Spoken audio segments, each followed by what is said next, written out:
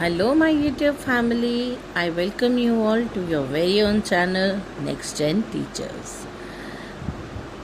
आज का जो क्वेश्चन है वो है ग्रुप डायनामिक्स के ऊपर कि हमारे लिए ग्रुप्स जो होते हैं वो इतने इम्पोर्टेंट क्यों होते हैं, वो कैसे प्रोसेस करते हैं, उनको बनाने का आइडिया क्या है और वो हमें लर्निंग में कैसे हेल्प करते हैं.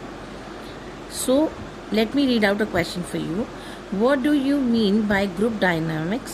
Describe the process and importance of group dynamics in learning. Now, group dynamics refers to the interaction, relationships and behavioral patterns that occur among members of a group when they work or learn together. It studies how individuals influence one another within a group and how groups process affect learning, cooperation and decision making.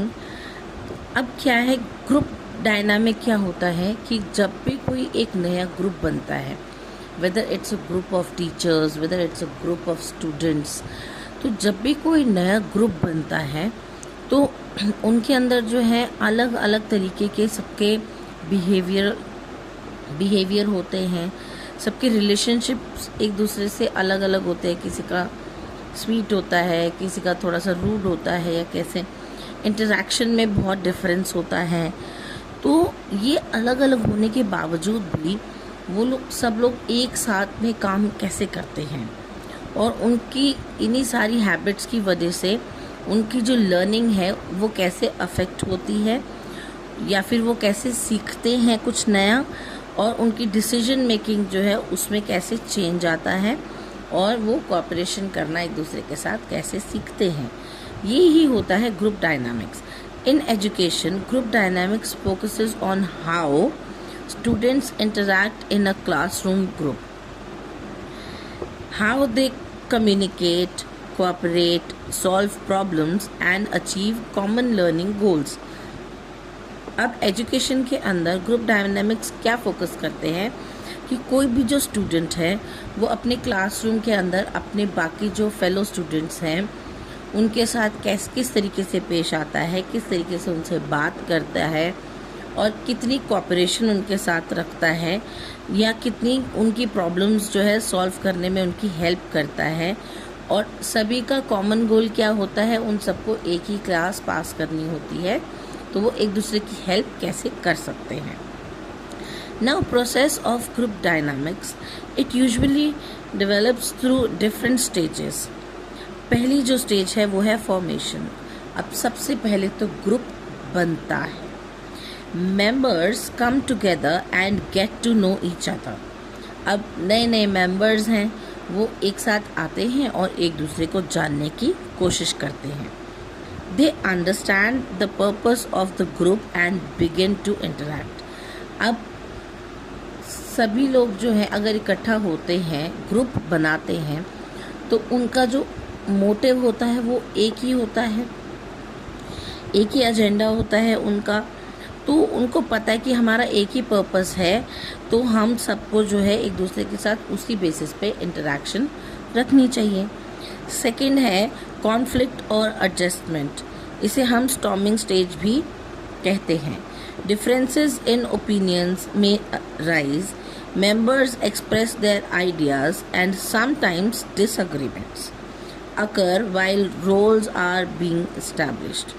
अब कोई group बना है तो group के अंदर झगड़े भी होंगे, क्योंकि सभी की सोच एक जैसी नहीं होती, सभी की सोच अलग अलग होती है. तो हो सकता है कोई एक दूसरे की बात से अग्री ना करे या अग्री कर जाए. तो ये सब चीज़ें जो हैं, अग्रीमेंट और डिसएग्रीमेंट्स चलते रहते हैं. एक ग्रुप के अंदर कॉन्फ्लिक्ट्स और एडजस्टमेंट्स चलती रहती हैं. इस स्टेज को हम कॉन्फ्लिक्ट और एडजस्टमेंट स्टेज या फिर स्टॉर्मिंग स्टेज भी कहते हैं. थर्ड स्टेज है ऑर्गेनाइजेशन स्टेज. इसे हम नॉर्मिंग स्टेज भी कहते हैं. ग्रुप के जो मेंबर्स होते हैं वो एक दूसरे के साथ कोऑपरेट करना शुरू कर देते हैं. क्यों? क्योंकि इस समय में जो है ग्रुप के कुछ मेंबर्स कुछ रूल्स फिक्स करते हैं. जिनके ऊपर सबसे ज़्यादा लोगों की जो है वो मेरिट आती है। जैसे कि कोई एक अच्छी बात कर रहा है या कोई किसी ने एक अच्छा सजेशन दिया है और सभी लोग उस पर अग्री कर रहे हैं, तो वो कोई एक ऑर्डर बना देते हैं या फिर किसी तरीके का कोई लॉ बना देते हैं, रूल्स बना देते हैं बेसिकली। तो वो क्या करते हैं, कोई रूल्स ऐसे बनाते हैं, नॉर्म्स ऐसे बनाते हैं जिससे कि ग्रुप के अंदर कोई लड़ाई ना हो, सब अपनी अपनी बात को आराम से रख पाएँ और किसी को अगर कोई अग्रीमेंट और डिसअग्रीमेंट है तो वो उन रूल्स के थ्रू जाके उनके ऊपर बात कर सके। And members start working through effectively. तो इन रूल्स और नॉर्म्स के अकॉर्डिंग चल के जितने भी मेंबर्स हैं वो इफ़ेक्टिवली काम कर सकते हैं। नेक्स्ट जो है वो होता है परफॉर्मेंस। अब ग्रुप बन गया, ग्रुप के अंदर काफ़ी सारे डिसएग्रीमेंट्स अग्रीमेंट्स भी हुए, उसके बाद में कुछ रूल्स बने जो कि एक ग्रुप को प्रॉपर तरीके से चलाने में बहुत मदद करते हैं। अब क्योंकि ग्रुप प्रॉपर तरीके से फंक्शन करने लग गया है तो उसकी परफॉर्मेंस भी ऑब्वियसली अच्छी होगी। तो परफॉर्मिंग स्टेज के अंदर क्या होता है, the group functions smoothly, members collaborate actively to achieve the group's goal। अब यहाँ कोई एक इंडिविजुअल अपने लिए काम नहीं कर रहा, यहाँ पर ग्रुप के लोग आपस में मिलके काम करते हैं, एक दूसरे के साथ में कोऑपरेट करते हुए एक दूसरे के काम के अंदर आराम से कोलैबोरेट करते हैं, अपना अपना जो है हिस्सा उसके अंदर, और ग्रुप का जो गोल है उसे अचीव करते हैं। नाउ कंप्लीशन में क्या होता है, एडजर्निंग स्टेज का भी इसे कहा जाता है। The group completes it's task and the members evaluate their work and experiences. अब एक ग्रुप ने अपना कोई काम कर लिया, उसके बाद में फिर वो कंप्लीशन के बाद में उसे इवैल्यूएट भी करते हैं कि हमने कितना अच्छा किया या हम और कितना अच्छा कर सकते थे। तो वो सब जो है ये सारी चीज़ें जो है एक ग्रुप का पार्ट होती है। ग्रुप बनाने से लेकर के उनका जो कॉमन गोल है उसको अचीव करने तक, उसके बाद में इवैल्यूएट करने तक जो है ये प्रोसेस चलती है और ये डिफरेंट स्टेजेस पर होती है। Now importance of group dynamics in learning, it promotes cooperative learning. अब सबको पता है कि क्या कोऑपरेटिव लर्निंग एक दूसरे के साथ में मिलजुल के लर्न करने में हमें हेल्प करती है। जैसे मैं आपको वीडियोस बना के हेल्प कर रही हूँ अपने नोट्स के साथ में, अपने पर्सनल नोट्स आपके साथ शेयर करके, और आप जो है मुझे मेरी वीडियोस को लाइक करते हैं, अच्छे अच्छे कमेंट्स करते हैं, मुझे मोटिवेट करते हैं कि मैं और क्वेश्चंस की वीडियोस लेके आऊँ, आपके डाउट्स को क्लियर करूँ। तो ये क्या है, we are working as a team, we are working as a group. तो स्टूडेंट्स जो है यहाँ पर कोऑपरेटिव लर्निंग सीखते हैं।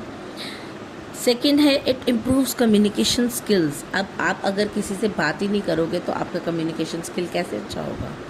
आपको किसी से बात करने के लिए कोई ग्रुप की ज़रूरत पड़ती है, जहां आप किसी दूसरे इंसान से या किसी थर्ड फोर्थ पर्सन से बात करें ताकि आपकी जो है कम्युनिकेशन स्किल्स जो है वो बहुत बेहतर हो। Now develops social skills, it develops social skills also. अब किसके साथ में टीम वर्क में कैसे काम करना है, लीडरशिप जो है अगर किसी के पास है तो उसको कैसे ओबे करना है, रिस्पेक्ट करना है, और दूसरों के जो ओपिनियंस हैं उनको कैसे रिस्पेक्ट करना है, ये भी ग्रुप डायनामिक्स में सीखते हैं।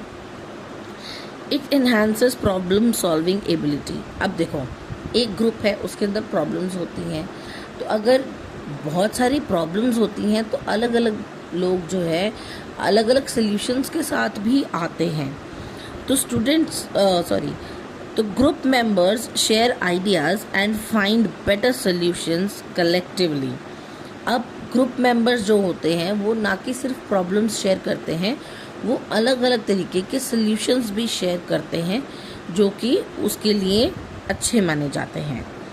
नेक्स्ट है इट बिल्ड्स कॉन्फिडेंस। ऑब्वियसली अगर आप कुछ अच्छा काम कर रहे हैं तो आपके अंदर कॉन्फिडेंस naturally build up होता है. Students gain confidence by sharing their views and participating in discussions. अब अगर किसी को आपको ग्रुप डायनामिक्स में सिखाया जाए कि आपको सामने वाले की या किसी भी सेकंड थर्ड पर्सन के जो विचार हैं उनको आपको रिस्पेक्ट करना है, तो आपके भी ऑब्वियसली आपकी भी जो थिंकिंग है, आपके भी जो सोल्यूशंस हैं, ओपिनियंस हैं, उनको रिस्पेक्ट मिलेगी. और यही जो है मेन चीज़ होती है. जब आपके किसी ओपिनियन को रिस्पेक्ट मिलती है तो वो आपके अंदर आपका कॉन्फिडेंस बिल्डअप करने में बहुत हेल्प करता है. It encourages active participation. Now students become more involved and motivated in learning activities.